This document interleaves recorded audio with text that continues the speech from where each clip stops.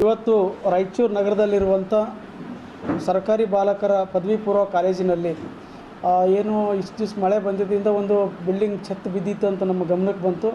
ನಾವು ಗಮನಕ್ಕೆ ಬಂದ ವಿಷಯನ ನಾವು ತಕ್ಷಣ ಮಾನ್ಯ ಜಿಲ್ಲಾಧಿಕಾರಿಗಳನ್ನು ತಂದಾಗ ಮಾನ್ಯ ಜಿಲ್ಲಾಧಿಕಾರಿ ಮೇಡಮರ ನಿರ್ದೇಶನದಂತೆ ನಾನು ಇವತ್ತು ಈ ಕಾಲೇಜಿಗೆ ಬಂದು ವಿಸಿಟ್ ಮಾಡಿ ಈ ಕಾಲೇಜಿನ ತರಗತಿ ಕೋಣೆಗಳು ಮತ್ತು ಕಚೇರಿಯ ಬಿಲ್ಡಿಂಗ್ಗಳನ್ನು ನೋಡಿದಾಗ ಮೇಲ್ಛಾವಣಿಗಳನ್ನು ಉಬ್ಕೊಂಡು ಬೀಳುವಂಥ ಸ್ಥಿತಿಯಲ್ಲಿದೆ. ಎಲ್ಲ ತರಗತಿಯ ತರಗತಿಯ ಕೋಣೆಗಳು ಕೂಡ ಬೀಳುವಂಥ ಸ್ಥಿತಿ ಇದೆ. ಶೌಚಾಲಯ ಆಗಲಿ ವರಂಡಾಗಲಿ ಬಿಲ್ಡಿಂಗ್ ತುಂಬ ಹಳೆಯದಾದ ಮೇಲ್ನೋಟಕ್ಕೆ ಕಂಡು ಬರ್ತಾ ಇದೆ. ಈ ಬಿಲ್ಡಿಂಗಿನ ಸ್ಥಿತಿಗತಿ ಕುರಿತು ಒಂದು ಸಮಗ್ರವಾಗಿ ಪರಿಶೀಲಿಸಿದ್ರೆ ಈಗಾಗಲೇ ನಾನು ಲೋಕೋಪಯೋಗಿ ಇಲಾಖೆಯ ಇಂಜಿನಿಯರ್ಗಳನ್ನು ಮಾತಾಡಿದ್ದೀನಿ. ತಕ್ಷಣ ಇಂಜಿನಿಯರ್ಗಳು ಬರ್ತಾರೆ, ಬಂದು ಈ ಬಿಲ್ಡಿಂಗ್ ಸ್ಥಿತಿಗತಿ ಬಗ್ಗೆ ವರದಿ ಕೊಡ್ತಾರೆ. ಈ ನೈಜ ವರದಿಯನ್ನು ಮಾನ್ಯ ಜಿಲ್ಲಾಧಿಕಾರಿಗಳ ಮೇಡಮ್ ಅವರ ಗಮನಕ್ಕೆ ತರ್ತೀವಿ. ಈಗಾಗಲೇ ಜಿಲ್ಲಾಧಿಕಾರಿಗಳ ಮೇಡಮ್ ಅವರು ಅದಕ್ಕೆ ಸೂಕ್ತ ವ್ಯವಸ್ಥೆ ಮಾಡ್ತೀನಿ ಅಂತ ಹೇಳಿದ್ದಾರೆ.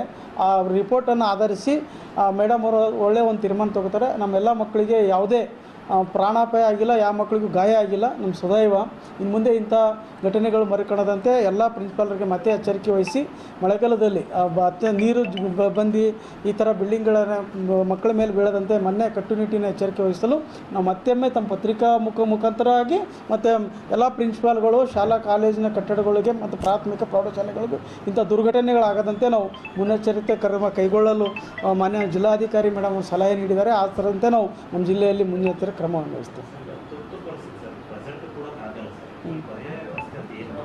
ಈಗ ಪರ್ಯಾಯ ವ್ಯವಸ್ಥೆಗೆ ಫಸ್ಟ್ ನಾವು ಲೋಕೋಪಯೋಗಿ ಇಂಜಿನಿಯರ್ ಬರ್ತಾರೆ.